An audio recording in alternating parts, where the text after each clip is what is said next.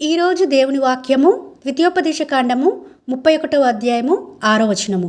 భయపడకుడి, వారిని చూచి దిగులు పడకుడి.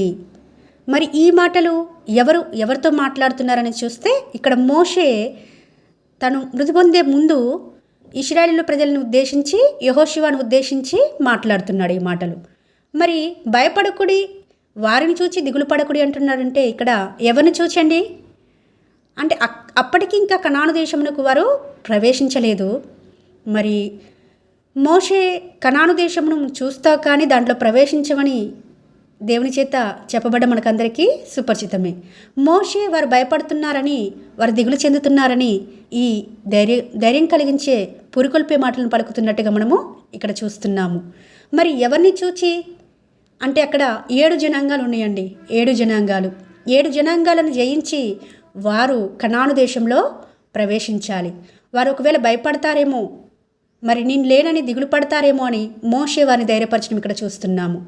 ఒక నాయకుడిగా వారి ప్రజలందరూ మరి ఒకవేళ భయంతో ఉన్నారా, నేను లేకపోతే ఎలా, యెహోషువ కూడా భయంలో ఉన్నాడేమో అని ఇలా ఒక నాయకుడిగా మోషే ఈ మాటలు పలుకుతున్నట్టుగా చూస్తున్నాము. అంత మాత్రమే కాదు, మరి యెహోషాపాతు కూడా అండి మరి యుద్ధానికి వెళ్ళే ముందు ప్రజలందరినీ ధైర్యపరచడం చూస్తున్నాము. అది దినవృత్తాంతం 2వ గ్రంథము 20వ అధ్యాయంలో చూస్తే అక్కడ మరి 3 రకాలైన జనాంగాలు ఈయన మీదకి దండ ఎత్తి యుద్ధానికి వచ్చినప్పుడు ప్రజలందరూ భయపడుతున్నప్పుడు యెహోషువ ధైర్యపరుస్తూ వచ్చినాడు. అది 17వ వచనంలో చూస్తే, యెరూషలేం వార్లారా, మీ యుద్ధ పంక్తులు తీర్చి నిలవబడుడి, మీతో కూడానున్న యెహోవా దయచే రక్షణను మీరు చూచెదరు, భయపడకుడి, జడియకుడి, రేపు వారి మీదకి పోవుడి, యెహోవా మీతో కూడా ఉండును. చూడండి, ఒక నాయకుడికి ఉండవలసిన లక్షణం చూస్తాంటే ఇక్కడ ప్రజలు ఎప్పుడైతే భయంలో ఉన్నారో అప్పుడు ధైర్యపరచాలి. నోటి మాటల వారు ఎవరిని ధైర్యపరచలేరండి. దేవుని వాక్యం దగ్గరికి వెళ్ళి ప్రార్థన చేసి దేవుని సహాయం తీసుకొని అప్పుడు ధైర్యపరిస్తే వారిలో రెట్టింపైన ధైర్యము, ఉత్సాహంను మనము చూడగలుగుతాము.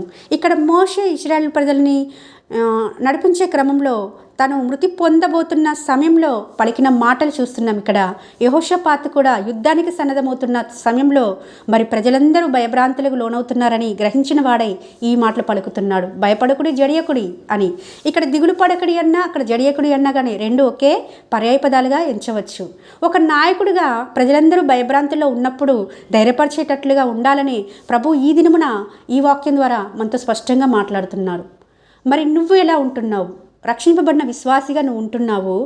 ఒకవేళ నీకు అప్పగించిన పరిచర్లో నువ్వు నాయకుడిగా వ్యవహరిస్తున్నప్పుడు ఇతరులను నువ్వు ధైర్యపరచగలుగుతున్నావా? వాక్యం చెప్పి ధైర్యపరచగలుగుతున్నావా? వారి కొరకు ప్రార్థన చేసి వారికి వస్తున్న శ్రమల్లో, శోధనలో, మరి అవమానాలలో, నిందలలో మీరు ధైర్యంగా ఉండండి, మీతో దేవుడు ఉన్నాడు, మిమ్మల్ని హెచ్చిస్తాడు అని చెప్పగలుగుతున్నారా? మోషే వలె, యెహోషాపాతు వలె అలా చెప్పాలని దేవుడు ఈ దినమున ఈ వాక్యం ద్వారా మనతో స్పష్టంగా మాట్లాడుతుంటుండగా మనం ఆ విధంగా సరిచేసుకొని ఆయన కృప చొప్పున మనం కూడా ఈ విధంగా జీవించాలని ప్రభు పేరట మనవి చేస్తున్నాను.